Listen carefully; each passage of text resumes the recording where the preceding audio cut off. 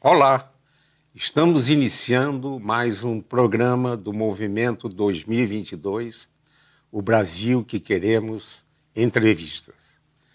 Teremos hoje o prazer e o privilégio de conversar com a professora Olgamir Amância Ferreira, decana de extensão da Universidade de Brasília.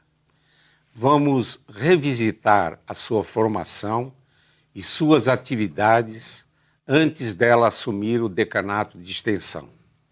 Vamos conhecer as pesquisas conduzidas pela nossa convidada na área de educação ambiental e procurar entender a importância das atividades de extensão nas universidades, destacando ações e projetos nessa área na Universidade de Brasília. A professora Olgamir é licenciada em Ciências, mestre em Política Pública e Gestão em Educação pela Universidade de Brasília e doutora em Educação também pela UNB. Foi professora da Secretaria de Educação do Distrito Federal de 1982 a 2010. Em 2010, ingressou na Universidade de Brasília e hoje ocupa o cargo de decana de extensão. Entre 2011 e 2014, ocupou o cargo de secretária de Estado da Mulher do governo do Distrito Federal. Ela desenvolve pesquisa na área de educação ambiental. Muito obrigado, professora Olgamir, por ter aceito o nosso convite. Na minha primeira indagação, pediria que revisitasse a sua formação e as suas atividades antes de assumir o cargo de decana de extensão da UNB. Tá certo, obrigada, professor Isaac. Quero primeiro registrar a minha alegria de poder estar aqui para conversarmos. Como foi destacado, a minha formação na graduação ela é na área de ciências, com habilitação em matemática. Eu iniciei, na verdade, a minha trajetória acadêmica na Universidade Federal da Paraíba, no curso de Engenharia Química.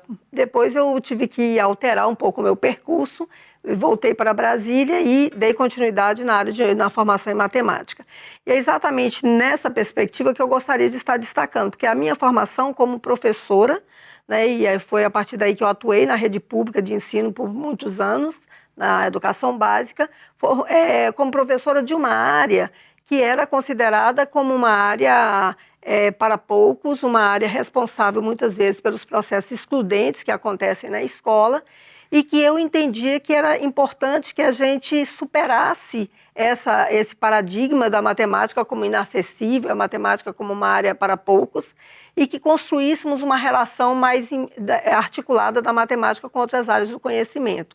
E é exatamente nesse contexto que nós iremos, no meu percurso acadêmico, que eu irei trabalhar com diferentes áreas, inclusive com a área de educação ambiental. Eu moro aqui no Distrito Federal, em Planaltina, que é a cidade mais antiga do DF, uma cidade com muitas dificuldades, e onde nós temos um parque ecológico situado na área urbana da cidade. Entretanto, esse parque, que foi criado ainda em 96, ele só tinha a definição legal da sua criação, mas não tinha sido desenvolvido nenhum tipo de estrutura que permitisse que a população pudesse se apropriar, pudesse estar atuando ali dentro do parque. E na educação básica, nós procuramos então fazer um trabalho articulado de diferentes áreas do conhecimento, a matemática e a área de artes e de linguagens em geral, para que os alunos, os estudantes de escolas públicas, particularmente a escola que eu trabalhava, que era o Centro de Ensino Fundamental 4, pudessem conhecer melhor o parque. Então, foi a partir daí, dessa interlocução, onde, ao tempo que os professores de outras áreas, da geografia, da ciência, da história, desenvolviam, conversavam acerca do parque, nós, da matemática, particularmente eu, atuava com a construção de gráficos, de tabelas, de conhecimentos articulados. Então, assim, a minha formação está muito relacionada com o meu fazer, com a minha atuação profissional. Então, assim, eu diria que ser professora, ter essa atuação como professora foi fundamental para que mais adiante, quando eu chegasse à Universidade de Brasília, eu pudesse dar continuidade a esses estudos relacionados à nossa atuação profissional, compreendendo que ser professor, né, particularmente numa escola pública, é estar disposto a inovar, a buscar construir novas estratégias, novos procedimentos metodológicos para garantir que o conhecimento, de fato, seja construído numa relação articulada dos estudantes com os professores e que a gente rompa com essa ideia de que há áreas de conhecimentos que não são acessíveis a todos. Muito interessante, professor Gamira, essa utilização da matemática, né, através da análise, da quantificação, os gráficos, né, no sentido de dar um aspecto interdisciplinar para os nossos estudantes. Professor Gamira, poderia nos falar sobre as suas pesquisas na área de educação ambiental, visando a formação de um docente pesquisador comprometido com a formação de sujeitos sociais que reconheçam a importância da relação equilibrada entre os seres humanos e o meio ambiente?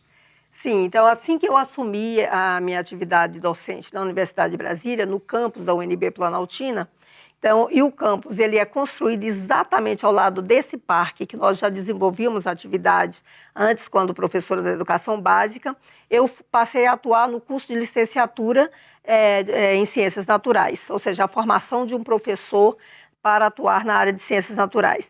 Então, a partir daí, eu construí, primeiro, um projeto de extensão, que tem desdobramentos, tem viés de pesquisa, para que essa estrutura disponível, tão próximo da universidade, também pudesse contribuir para essa formação dos estudantes de licenciatura em ciências, numa perspectiva de uma formação integral. O que nós queremos, né, com isso é romper com essa dimensão de uma formação especificamente técnica, ainda que ela seja necessária. Ou seja, de que a gente tivesse uma formação que considerasse a dimensão técnica, mas de uma dimensão técnica com uma relação estética, ética, que permitisse que o estudante, que aquele professor que a universidade está formando, ele saia compreendendo o contexto onde ele se insere, ele saia compreendendo a necessidade de dialogar, de articular-se com as outras áreas do conhecimento, se ele de fato se quer um profissional que garanta uma ação mais transformadora na sociedade, que ele contribua para a formação de um sujeito que não seja um mero receptor de conhecimentos, porque isso, no mundo que nós vivemos, os equipamentos tecnológicos, a tecnologia faz muito melhor, tem muito melhores condições de fazer. Então, o nosso desafio como educadores é de trabalhar para uma formação mais completa.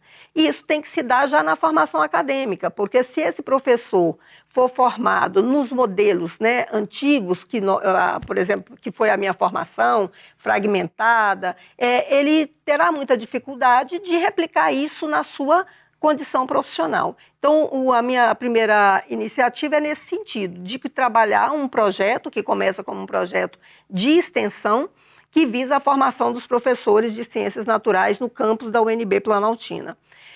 Ao iniciarmos o nosso trabalho, então eu pensei o projeto que permitisse que os estudantes tivessem contato com a escola, né, que refletissem teoricamente acerca da temática, no caso específico, o bioma, cerrado, a questão ambiental, a necessidade da educação ambiental. Então, ele fosse um professor de ciências, que inclusive compreendesse uma realidade social como aquela, que é a de Planaltina, onde você tem condições extremamente adversas, uma população com direitos em geral negados, sem acesso a determinados bens sociais fundamentais para a qualidade de vida, e de como ele poderia atuar para isso. Então, o projeto busca articular a formação teórica e a inserção na realidade.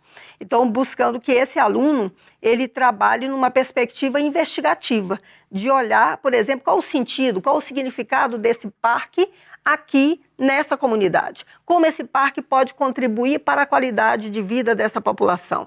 Então, essa dimensão investigativa na formação se algo exercitado desde a formação para que ele possa levar para dentro da escola na condição de professor. Então, nós iniciamos esse movimento, o projeto é organizado a partir de ações como trilhas, monitoradas, trilhas interpretativas, onde nós possibilitamos, por exemplo, a ampliação do conceito de sala de aula.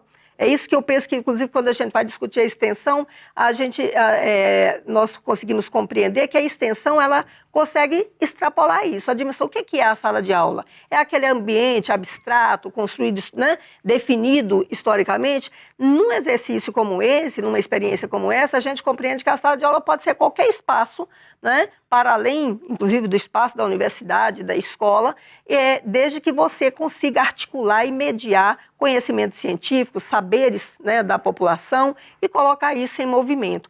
Então, eu queria que os alunos compreendessem, por exemplo, por meio das trilhas, que o parque em si mesmo poderia se tornar um espaço de aprendizagem, de interlocução.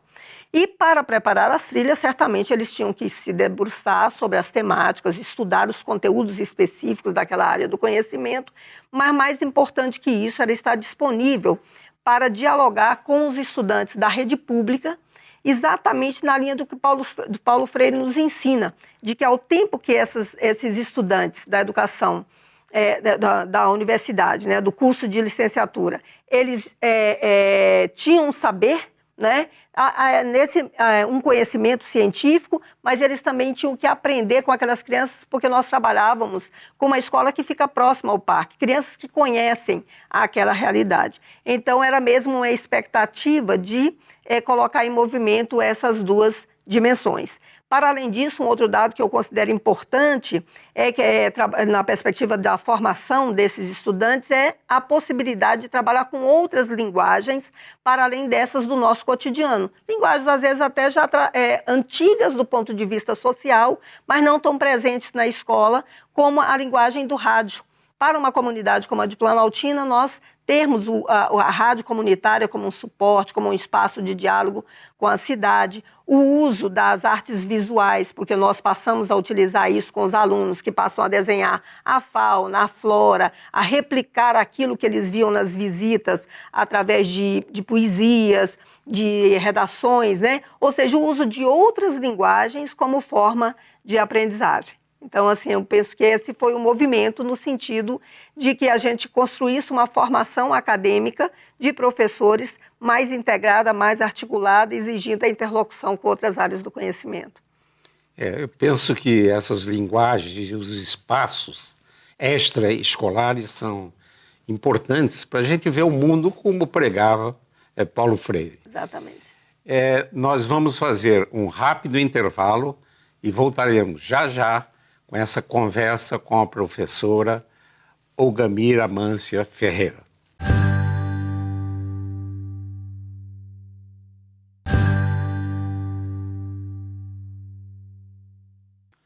Voltamos com a conversa com a professora Olgamir Ferreira, decana de extensão da Universidade de Brasília.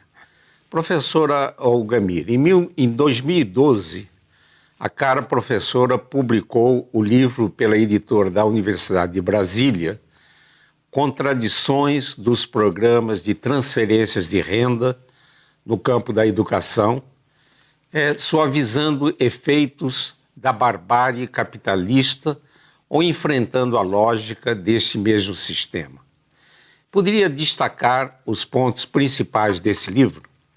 Bom, professor, primeiro é importante registrar que esse livro é resultado da minha pesquisa de doutoramento, onde, como professora da educação básica, preocupada com os processos excludentes que acontecem no ambiente da escola, eu vinha desde o início da minha formação na pós-graduação, tentando entender as contradições que estão presentes, que possibilitam que uma escola que recebe um contingente relativamente grande, ainda que nós não tenhamos alcançado a universalização absoluta como gostaríamos, mas que recebe um contingente grande de estudantes e que tem contribuído muitas vezes para que esses estudantes não permaneçam, ou quando permanecem em condição muito fragilizada, não possibilitando que eles deem um salto, né, uma transformação na sua realidade, na sua vida. Né? Então esse é um elemento que me levou a refletir um pouco acerca de alguns indicadores que são muito presentes no cotidiano das escolas de educação básica, que é a questão, não só, também na educação superior, que é a evasão e a repetência. A partir dessas reflexões, eu pude perceber que, para além das questões mais gerais, essas mais recorrentes, apareciam alguns elementos que interferiam nesses resultados, a partir de uma experiência muito recente, em termos de Brasil, que era a experiência dos chamados programas de transferência de renda, que eram programas que vinham para minimizar, eu diria, né, os efeitos, né, dessa lógica excludente, dessa sociedade que precisa da desigualdade como uma condição, e que, entretanto, eles, de uma forma ou de outra, pareciam interferir, né, nesses indicadores, particularmente no indicador de evasão. E aí é importante registrar que, como eles têm uma dimensão muito paliativa, eu tinha uma desconfiança muito grande em relação a esses programas, essas iniciativas que eram tomadas no Brasil. Eu tentei verificar, escuta, é verdade, há um discurso, né, de que se você tem a transferência de renda, se você tem programas como Bolsa Escola, Bolsa Família, né, e outras bolsas mais, Renda Minha, outros programas dessa natureza, que isso tem um impacto real sobre a vida dos estudantes, isso tem um impacto positivo na educação. E aí eu me propus a examinar essa questão. E penso que foi muito importante porque, ao fazer os estudos, eu parti primeiro de uma compreensão mais ampla daquilo que nós tínhamos de experiências no Brasil, e nós temos um conjunto muito grande de iniciativas que, a partir de 2003, elas foram unificadas num programa maior, num macro programa, que era o Brasil sem miséria, o Brasil combate à fome e à pobreza, e aí vinha o programa que se transformou no programa Bolsa Família, né, começa com o combate à pobreza e à fome, e tinha desdobramentos nas outras unidades da federação, quer dizer, você tinha um macro programa e tinha vários programas no âmbito local. E eu me dediquei a estudar apenas aqueles que estabeleciam a educação como condicionalidade, ou seja, para o indivíduo ter acesso ao programa, a renda, a pecúnia, ele teria que estar com seus filhos em idade escolar devidamente matriculados. Eu me dediquei a estudar isso. E o que me chamou a atenção primeiro foi o seguinte, que eu pude observar que, de fato, essa condicionalidade, ela criava uma obrigatoriedade. E essa obrigatoriedade impactava, né, a questão dos indicadores de evasão, porque se a criança não estivesse na escola, os pais, né, não receberiam o benefício. Pois bem, mas e aí? Colocou a criança na escola, ela está lá. Isso em si mesmo é sinônimo de qualidade? Essa é uma pergunta que a gente tem que se fazer. E como é que isso se dá na relação com a própria escola? Porque havia, por parte da escola, por parte de professores, de gestores, uma resistência muito grande, porque aquele aluno estava ali obrigado, né, e não havia uma modificação na estrutura da escola para recebê-lo. Só que quando você começa a confrontar esses dois movimentos, o que eu pude observar? Que o fato de nós abrirmos a escola para receber uma população que até então não estava lá ou entrava e saía da escola, isso já tem um certo grau de qualidade, porque você está impedindo que essa criança esteja na rua, esteja sujeita aos reveses, né, da disputa com a droga, com o tráfico e assim por diante. Por um outro lado, a presença dessa criança também obriga que nós, educadores, que a escola se abra para um outro padrão. Porque a escola brasileira, o que acontece? Ela está organizada ainda com uma estrutura muito rígida, fragmentada e voltada para um grupo populacional, que é aquele que tinha condições de ali permanecer. Então, a presença desses estudantes, bem ou mal, ela acaba contribuindo para que a escola se veja, para que a escola examine e escute. Há uma organização, mas essa organização não é para essa população. Essa população adentra e ela passa a exigir a presença dela, ainda que ela não discuta, ela não fale, mas a própria presença passa a ser uma exigência do repensar das práticas pedagógicas, das práticas educativas. Certamente que isso não é uma relação direta. Você tem exemplo de escolas que pensam isso um pouco mais, outras nem tanto, mas você passa a ter um movimento para quebrar a acomodação presente no ambiente escolar. Isso eu considero, na minha pesquisa, como um passo à frente, não como uma questão definitiva que gere a qualidade, mas como elemento substantivo para que a gente possa estar alcançando qualidade. Por outro lado, também fica claro que, ao termos uma política de caráter paliativo, que não modifica as estruturas de opressão, as estruturas de exclusão, nós não vamos conseguir fazer as modificações necessárias, porque a política educacional sozinha não dá conta, né, de resolver um problema que é estrutural, né? Então, assim, fica muito explicitado isso, né? Então, os estudos, eles são muito reveladores do sentido que isso assume. E de como, para aquela comunidade, então a gente tem a voz de estudantes, a gente tem a voz de mães, eu fiz questão de entrevistar as mães. O estudo, ele é revelador de como, para aquela comunidade, a possibilidade de estar na escola é realmente um elemento que potencializa as transformações para aquela população.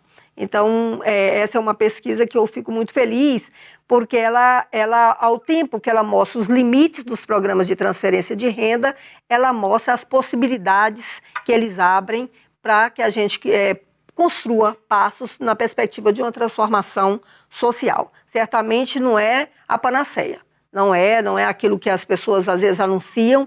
E também um outro cuidado que é importante a gente, que também está evidenciado, muitas vezes nos programas, eu analisei mais de 50 programas nas capitais, nos programas, na hora de justificar, por exemplo, a apresentação daquele programa na Assembleia Legislativa para que o projeto seja aprovado, na justificativa a questão da educação é posta.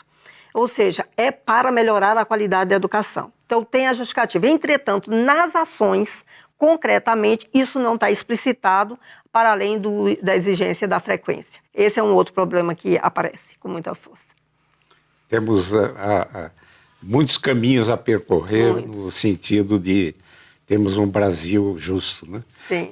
Professor Ogami, poderia destacar a importância da extensão como um dos pilares da universidade e falar sobre as atividades de extensão atuais e futuras na Universidade de Brasília? Olha, professor, eu partilho da opinião de que a extensão ela é uma dimensão fundamental da formação. Para além do que está consignado na nossa Constituição de 88, que trabalha com uma formação acadêmica onde extensão, ensino e pesquisa sejam indissociáveis, eu realmente entendo dessa maneira. Eu entendo que a extensão é a dimensão que permite uma formação verdadeiramente integral, né? Porque aí o estudante, né, ele tem a oportunidade de desenvolver no ensino, né, na apropriação desse campo teórico, de conhecimentos historicamente produzidos, e isso é fundamental. Mas ele tem a oportunidade de realizar a pesquisa, mas eu diria que a extensão é aquele elemento que vai permitir, no ensino, ampliar o entendimento de quais são os espaços de aprendizagem. Na pesquisa, é de nos levar a nos perguntarmos a serviço de quê? Para que estamos pesquisando? A serviço de que está esse conhecimento que produzimos no ambiente da universidade, né? Então, é a extensão que é, muitas vezes, essa dimensão interrogativa do nosso fazer, né? Então, ela remete a isso, ela remete a essa reflexão acerca do fazer pedagógico. E, por um outro lado, a extensão tem uma dimensão, eu diria, democrática, né? Extremamente, a democracia da formação acadêmica, ela passa também pela extensão, quando por meio dela nós temos a oportunidade de aproximar a universidade da sociedade em geral, inclusive daqueles que não tiveram oportunidade de adentrar a ela. Eu diria que o cuidado que temos que ter, o desafio que está posto nessa questão das ações extensionistas, é de que essa aproximação, essa integração, ela tem que ser tratada numa relação respeitosa, numa relação de reconhecimento do outro como sujeito, e não numa relação invasiva de estender o que fazemos para uma comunidade, né, fora dos muros da universidade. Estender como se fôssemos nós os que têm o saber, têm o conhecimento, e para além, para um grupo que não teria. Esse é o cuidado que precisamos ter. Mas eu diria que quando a universidade, quando nós, na formação dos nossos estudantes, oportunizamos, por meio da extensão, que eles se integrem à comunidade, que eles atuem com a comunidade, nós possibilitamos um movimento que é de conhecimentos que vão até lá, mas também de uma ressignificação desses conhecimentos, de um entendimento com os nossos estudantes diferenciado daquilo que se tinha inicialmente. Eu diria que é determinante para a formação de qualidade na universidade essa dimensão da extensão. Eu gostaria, infelizmente nós estamos já chegando ao final do programa, mas nesses minutos finais, que resumisse as principais destaques dos programas de extensão na Universidade de Brasília e também desse uma mensagem aos jovens. O nosso movimento 2022, o Brasil que Queremos, quer envolver os jovens. Então, nesses 2 minutos finais, poderia atender a essas indagações? Olha, nós estamos trabalhando uma política de extensão integrada, interdisciplinar, intersetorial, interinstitucional, porque entendemos que não podemos continuar com o paradigma da fragmentação da formação. Então, nesse sentido, nós buscamos mapear o que a universidade tem, categorizando em áreas, né, são 8 áreas diferenciadas, inclusive a área da sustentabilidade é uma delas. Buscamos articular a extensão com a pesquisa e com o ensino, para de fato essa indissociabilidade se materializar. Para isso estamos lançando editais, mas também estamos trabalhando com a dimensão territorial, buscando localizar onde a universidade atua, os territórios, buscando fazer com que a universidade se conheça, porque, professor, a Universidade de Brasília tem uma tradição muito grande de extensão, realiza muitas experiências, mas muitas vezes nós não nos conhecemos, nós não sabemos o que o outro faz, e isso impede que se potencialize aquilo que é feito, né? E também muitas vezes desarticulado o que é feito na extensão do que é feito na pesquisa, quando ao examinarmos nós observamos que boa parte da pesquisa desenvolvida, ela vem a partir de atividades de extensão, ou seja, há uma relação muito forte. Então, nosso trabalho está sendo muito nesse sentido, né, de trabalhar as diferentes dimensões, territorial, dos grupos populacionais, que são os grupos alijados, como mulheres, negros, indígenas, né, e comunidades periféricas, e mais as áreas temáticas. E para os jovens, o que eu gostaria de deixar é a mensagem de que nós podemos desenvolver, e que aí esse é o desafio, desenvolver uma formação acadêmica articulada com os interesses da sociedade. Essa é uma tarefa que está posta, que a gente precisa, sim, que eles, como estudantes, precisam ter uma formação técnica, ter aquela competência que a sociedade exige. Porém, essa competência tem que estar articulada com uma ética que dê sentido àquilo que eles fazem, que contribua para que a gente possa melhorar a sociedade onde nós vivemos, que possamos ter uma sociedade mais justa, mais equilibrada, de respeito ao outro. Eu concordo plenamente, precisamos ter uma formação profissional, mas com responsabilidade social. Professor Algamir, gostaria de agradecer por essa interessante conversa e desejar sucessos nas atividades de extensão da Universidade de Brasília. Isso é muito importante. Esse programa e outros do Movimento 2022, o Brasil que Queremos, poderá ser acessado no canal do YouTube da TV Suprem. Agradecendo a atenção de todos, nós encontraremos em uma próxima oportunidade.